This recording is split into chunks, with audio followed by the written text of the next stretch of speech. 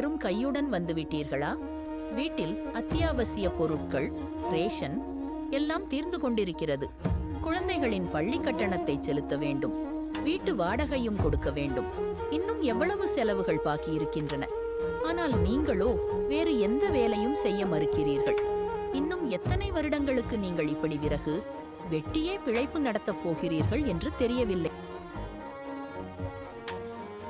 எனக்கு இப்போது அதிக விறகுகள் கிடைப்பதில்லை. நான் என்ன செய்ய முடியும்? என்னால் வேறு வேலை செய்ய முடியாது என்று உனக்கு தெரியும். விறகு வெட்டுவது எங்கள் பரம்பரையாக செய்யும் வேலை. அதை என்னால் விட முடியாது. அப்படியானால் நாம் எப்போதும் இப்படித்தான் இருக்க வேண்டுமா? இந்த வறுமையால் நான் சோர்வடைந்து விட்டேன்.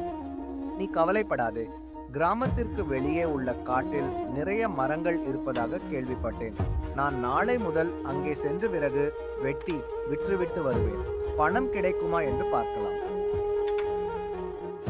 அடுத்த நாள் காலை ராம்கிஷன் கோடாரியை எடுத்துக்கொண்டு கிளம்புகிறான்.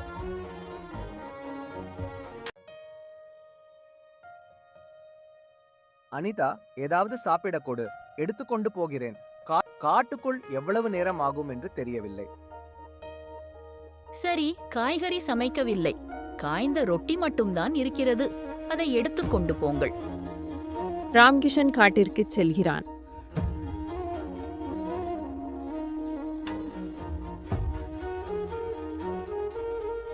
ஆஹா, இங்கே நிறைய பெரிய மரங்கள் இருக்கின்றன. நான் முன்னாடியே இங்கே வந்திருக்க வேண்டும். முன்னாடியே வந்திருந்தால் நிறைய விறகு வெட்டி நிறைய பணம் சம்பாதித்திருப்பேன். அனிதாவின் புகாரும் குறைந்திருக்கும். சரி, பரவாயில்லை. இப்போதாவது வேலையை ஆரம்பிப்போம்.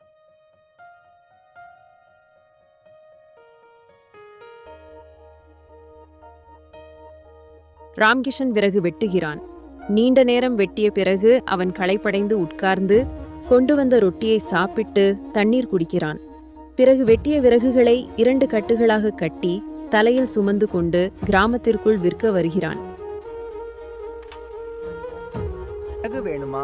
காய்ந்த விறகு வேணுமா? விறகு வேணுமா?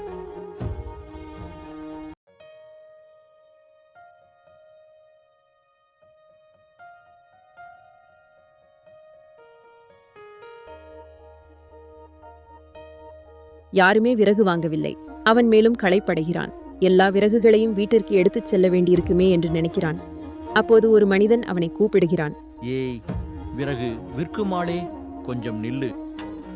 சரி முதலாளி, உங்களுக்கு விறகு வேண்டுமா? 50 ரூபாய். ஆமாம், வேண்டும். ஆனால் ஒரு கட்டு என்ன விலை? உங்களுக்கு விறகு வேண்டுமா? 50 ரூபாய். ஒரு கட்டுக்கு 50 ரூபாயா? இது ரொம்ப விலை அதிகம். முதலாளி, நீங்கள் 2 கட்டுகளையும் மொத்தமாக எடுத்தால் நான் 80 ரூபாய் கொடுக்கிறேன்.